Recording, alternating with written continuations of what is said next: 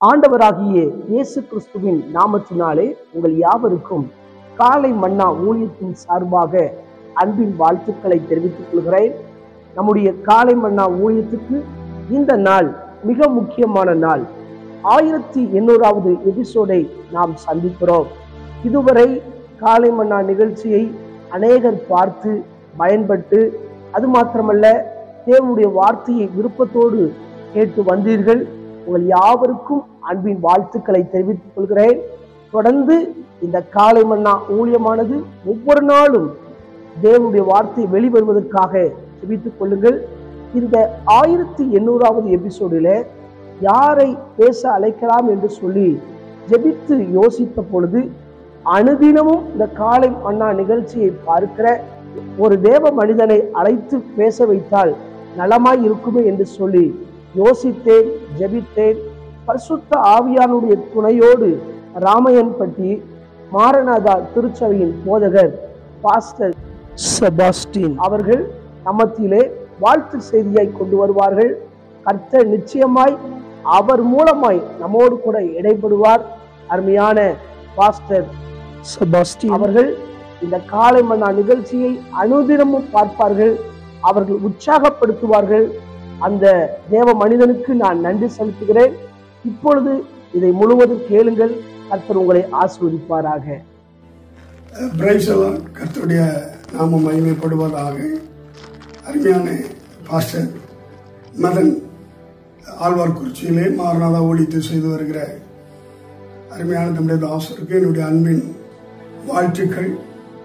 அவர்கள் காலை மன்னா என்கிற ஒரு பதிவை தினந்தோறும் காலையிலே அவர்கள் குரூப்லையும் நண்பர்களுக்கும் சபை மக்களுக்கும் அவர்கள் அனுப்பி கொண்டு இருக்கிறாங்க.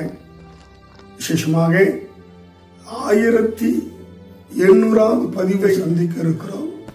அவர்களை வாழ்த்த நான் அதிகமாக கடமைப்பட்டு இருக்கிறேன். நல்ல ஒரு அன்பான ஒரு தாசர், அவர் மனைவிக்காக ஸ்தோத்திரம். மாரநாதாவிலே இப்படிப்பட்ட அருமையான ஒரு தாசர் கர்த்தர் தந்ததுக்காக நன்றி செலுத்துகிறோம். நிறைய பிள்ளைகள் மாரநாதாவிலே இப்படி நல்ல வீடியோ, நல்ல நற்செய்திகளை அனுப்பி கொண்டு இருக்கிறாங்க. அதை நினைத்து ரொம்ப சந்தோஷப்படுகிறேன். விசேஷமாக இந்த 1800வது பதிவை கொண்டாடுகிற தம்முடைய மகனை நான் மனதார வாழ்த்தி ஆசீர்வதிக்கிறேன். கர்த்தர் அவர்களை இன்னும் ஆசீர்வதிப்பாராக. இந்த அருமையான நாளிலும் ஒரே ஒரு வசனத்தை அவர்களுக்கு நினைவு கூற நான் ஆசைப்படுகிறேன். ஒவ்வொரு நாளும் நான் காலையில எழுந்தவுடனே பாஸ்டர் மதனுடைய காலை மன்னா வரும். அதை நான் கேட்பேன். நல்ல அருமையாக இருக்கும். விசேஷமாய் அதில் நான் கண்ட ஒரு காரியம் என்னவென்றால், ஆறுதல். இந்த உலகத்தில் எல்லா ஆசீர்வாதம் இருந்தாலும், எல்லா செல்வ செழிப்பு இருந்தாலும், எவ்வளவு பெரிய ஒரு பதவியில இருந்தாலும், மனிதனுக்கு மனதிலே ஒரு ஆறுதல் இல்லை என்று சொன்னால் அவருடைய வாழ்க்கை வீணாக கழிந்து கொண்டு இருக்கிறது என்று அர்த்தம். இது நான் நம்புகிற ஒரு கருத்து. அதே போல காலையில எழுந்த உடனே நல்ல ஒரு செய்தியோட, ஆறுதலான ஒரு வார்த்தையோட அருமையான காலை மன்னா எங்களை தொடுகிறது. பாஸ்டர், உங்களுக்கு ரொம்ப நன்றி, நல்ல வாழ்த்துக்கள்.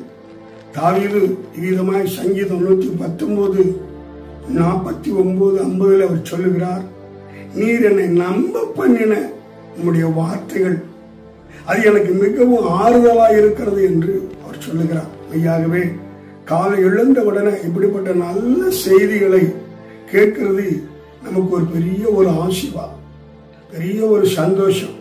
அதுவும் கர்த்தருடைய ஊழியக்காரருடைய வாயிலிருந்து வருகிற இந்த நல்ல வார்த்தைகள் எங்களை அன்றைய தினத்தில் மிகவும் உற்சாகப்படுத்தும்.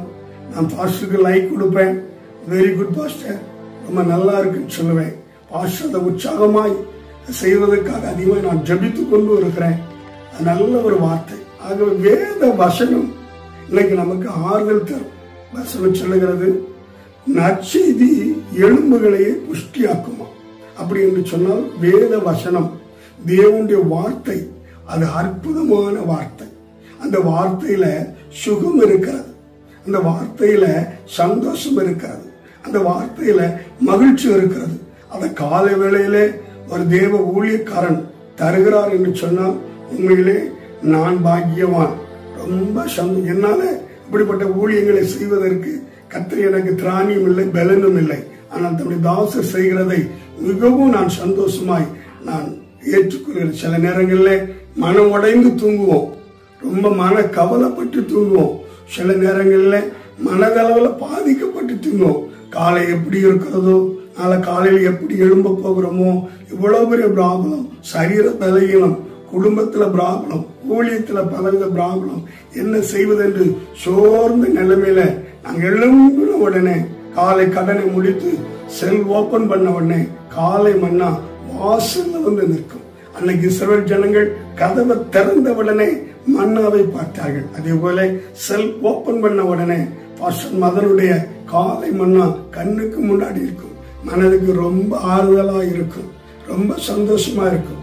ஏனென்று சொன்னால் தேவனுடைய வார்த்தை எப்படின்னா, ஒதுக்கப்பட்டிருந்த நம்மளை, புறக்கணிக்கப்பட்டிருந்த நம்மளை ஒருவர் என்கரேஜ் பண்ணவே மாட்டாங்க. நம்மளை அற்பமா நினைக்கிற இந்த சமுதாயத்துல காலையிலே வருகிற அந்த வார்த்தை அப்படியே நம்மளை லிப்ட் பண்ணிவிடும். அதுதான் தேவ வார்த்தை. தேவன் நமக்கு தருகிற ஒரு பெரிய சந்தோஷமான வார்த்தை. அது பாஸ்டர் மதன் அல்ல, எந்த தேவ ஊழியர் அனுப்பினாலும் அதுல இருக்கிற சுகமே தனி. அதான் தாவீது சொல்கிறான், அதுவே என் சிறுமையில் எனக்கு ஆறுதல். அவன் பெரிய ராஜா, அவனுக்கு எல்லா வசதியும் இருந்தது.